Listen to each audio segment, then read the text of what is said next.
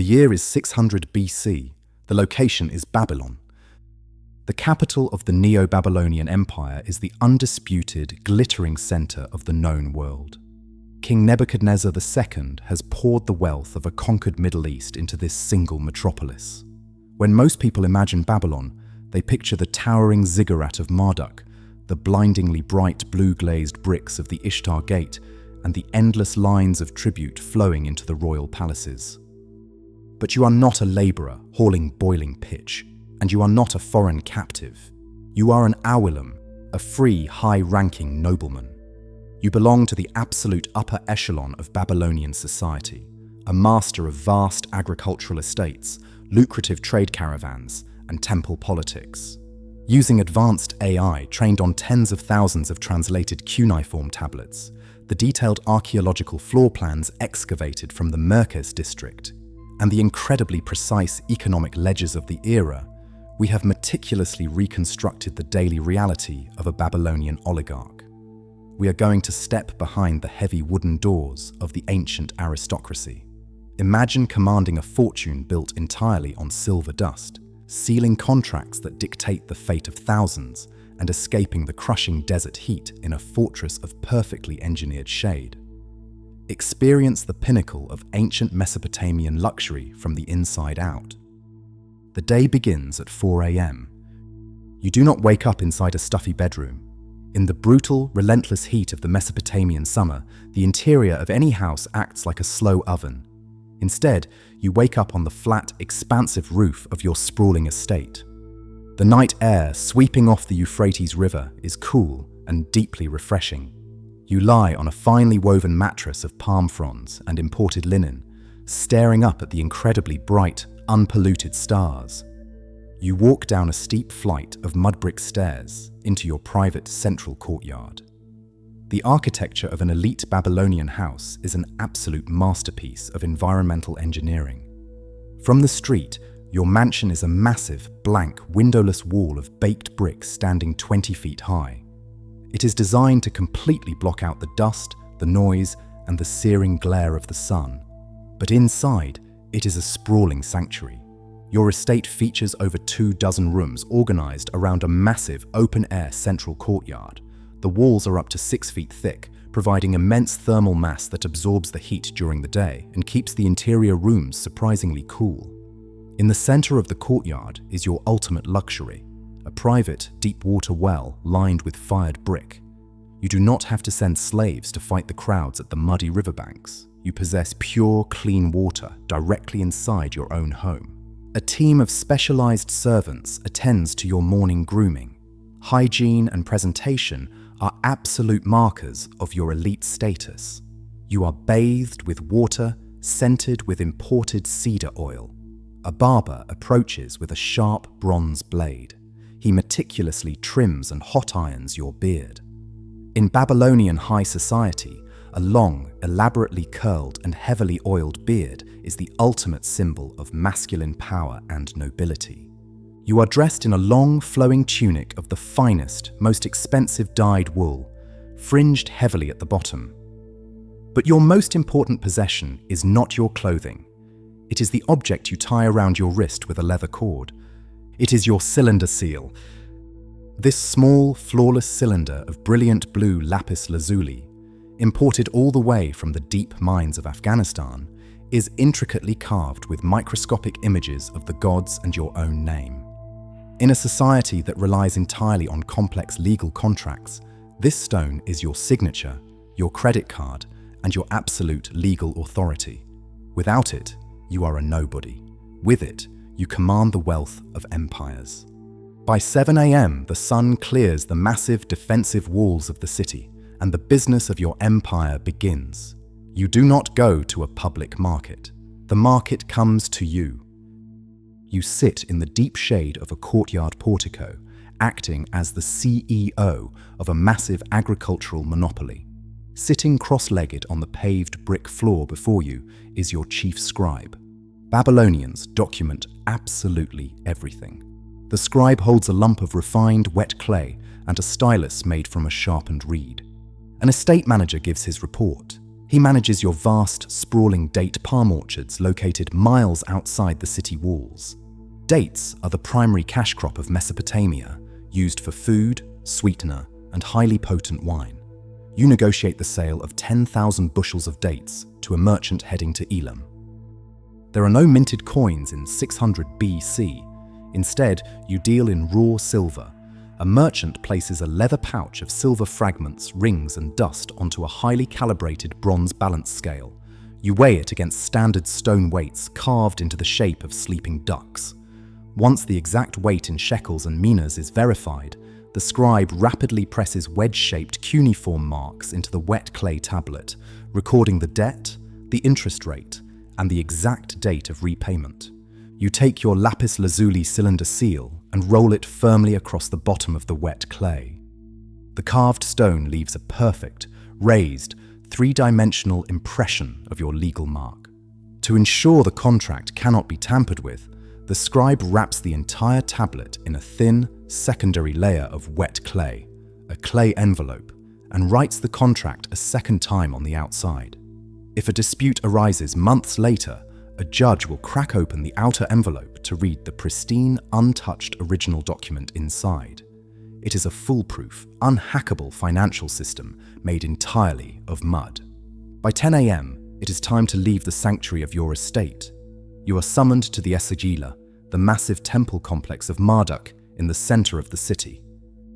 As you step out into the winding streets, the heat of the Mesopotamian sun hits you like a physical hammer.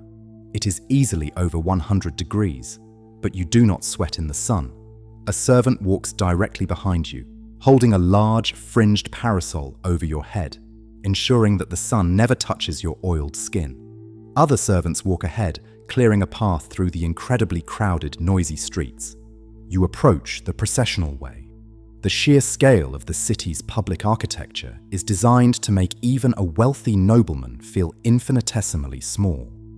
You walk on massive paving stones of imported red breccia and white limestone.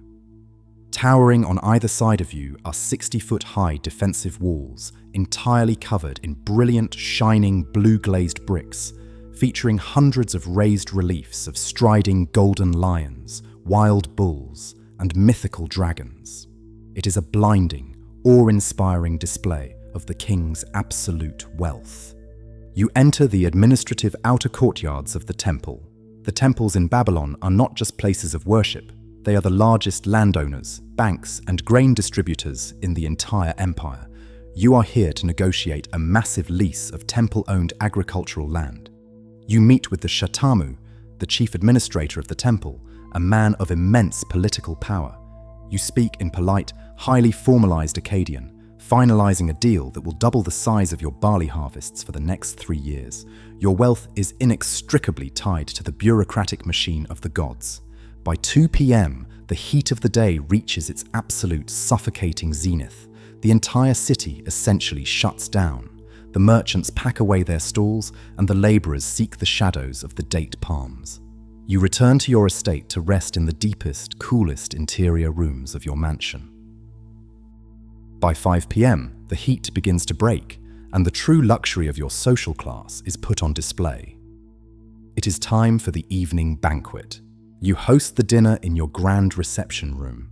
The walls are coated in pristine white gypsum plaster, painted with geometric patterns in vivid reds and blacks.